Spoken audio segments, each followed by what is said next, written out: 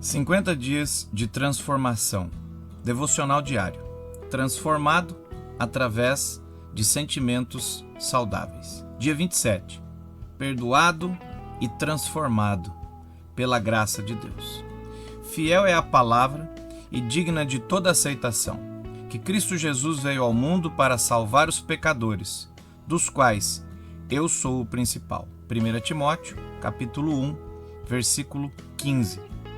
O hino Amazing Grace, Graça Maravilhosa, entrou para o Guinness Book por ter tido o maior número de versões diferentes, 3.049. E cantores como Elvis Presley, Ray Charles, Aretha Franklin, Diana Ross, dentre outros, gravaram este hino.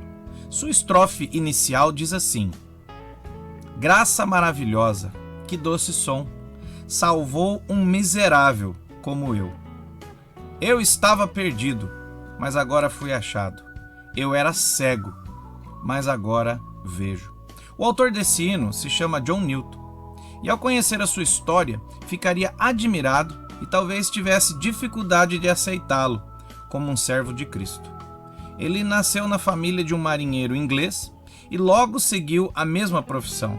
Com 11 anos fez a primeira viagem marítima na companhia de seu pai e rapidamente aprendeu a xingar e amaldiçoar com os melhores marinheiros. De si mesmo, Newton escreveu: Eu era capaz de qualquer coisa. Não tinha o menor temor de Deus diante dos meus olhos, nem pelo que me lembro, a menor sensibilidade de consciência. Memories 1:12. Com 19 anos, foi obrigado a se alistar na Marinha. Por insubordinação, foi rebaixado e depois trocado com outros marinheiros e enviado para trabalhar com um traficante de escravos inglês, onde permaneceu em uma situação de escravidão por 15 meses. E em seu diário escreveu: Se não tivesse sido por alguns escravos da plantação que tiveram pena dele e lhe deram comida escondido do dono, ele teria morrido de fome. Resgatado por um capitão amigo do seu pai, se tornou o homem mais profano e devasso daquele navio. Viveu com completo abandono moral. Seu apelido era o Grande Blasfemador. E ele declara em seu inário: Pequei com grande poder, escreveu ele mais tarde, e fiz disso meu estudo para tentar e seduzir os outros. No trajeto de volta, na noite de 21 de março de 1748, o navio quase afundou e o capitão culpou as blasfêmias de Newton como a causa dos problemas que enfrentavam e cogitou a hipótese de jogá-lo ao mar, à semelhança de Jonas. Ao retornar à Inglaterra, durante 4 anos, foi capitão de alguns navios que traficavam escravos da África. John Newton até pensava nos livramentos que recebeu como sendo vindos da mão de Deus e meditava na possibilidade de se tornar um cristão. E como ele mesmo afirma, eu geralmente considerava a religião como um meio necessário para se escapar do inferno, mas eu amava o pecado e não estava disposto a abandoná-lo. Até que depois da sua última viagem como capitão de um navio que traficava escravos, sua vida mudou, se entregando completamente a Cristo como seu Senhor. Ao prestar atenção a este relato da vida de John Newton, a primeira coisa que talvez venha à sua cabeça é: ele não merecia ser chamado de servo de Cristo. Mas veja, ele também pensava assim. E é a respeito disso que essa estrofe do hino Amazing Grace, Graça Maravilhosa, fala: Miserável, perdido e cego pecador, que sem merecer foi alcançado pela graça de Deus. Durante toda a sua vida, nunca saiu da sua mente todas as coisas que havia feito como traficante de escravos. Mas, por causa de entender o significado do sacrifício de Cristo na cruz, ele conseguiu viver e vencer toda a dor, que era lembrar a forma com que viveu até os seus 29 anos de idade.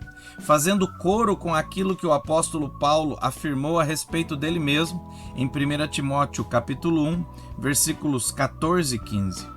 Transbordou, porém, a graça de nosso Senhor com a fé e o amor que há em Cristo Jesus. Fiel é a palavra e digna de toda aceitação, que Cristo Jesus veio ao mundo para salvar os pecadores, dos quais eu sou o principal.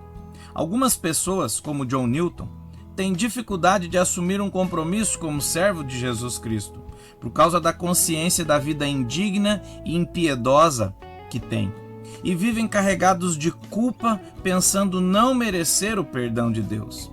E parte desses pensamentos estão corretos. São indignos e não merecem o perdão de Deus, como qualquer outro ser humano. Pois Efésios capítulo 2, versículo 8, parte A, declara: pela graça sois salvos, mediante a fé. A palavra graça fala do perdão oferecido a quem não merece. Mas a diferença entre John Newton e a grande maioria das pessoas é que um dia, tocado por Cristo, resolveu abandonar a vida indigna e piedosa, controlar o sentimento de culpa e se entregar completamente a Deus. E como ele fez isso? Pela fé e aceitação do perdão de Cristo, como ele mesmo afirma em Memories 1:70. Crê e sente sua própria fraqueza e indignidade, e vive da graça e do perdão, do amor do seu Senhor. Isso lhe dá uma ternura habitual e uma gentileza de espírito, humilde, com um senso de muito perdão para si mesmo, e acha fácil perdoar aos outros. Mas John Newton não apenas declarava sua indignidade e pecados de outrora como uma terapia para a culpa. Ele lutou contra cada um deles na sua própria vida e na sociedade, tendo se tornado um pastor que cuidava das necessidades das outras pessoas e árduo defensor do abolicionismo na Inglaterra, auxiliando espiritualmente com conselhos e com o próprio diário de viagem nos navios de tráfico de escravos, William Wilberforce, que lutou e conseguiu a aprovação da lei contra tráfico de escravos na Inglaterra. Você tem uma vida fora dos padrões de Deus? Você sente culpa por viver dessa forma? Você se acha indigno do perdão de Deus? Você não tem força, mas deseja lutar contra os erros e pecados da sua vida e da sociedade à sua volta?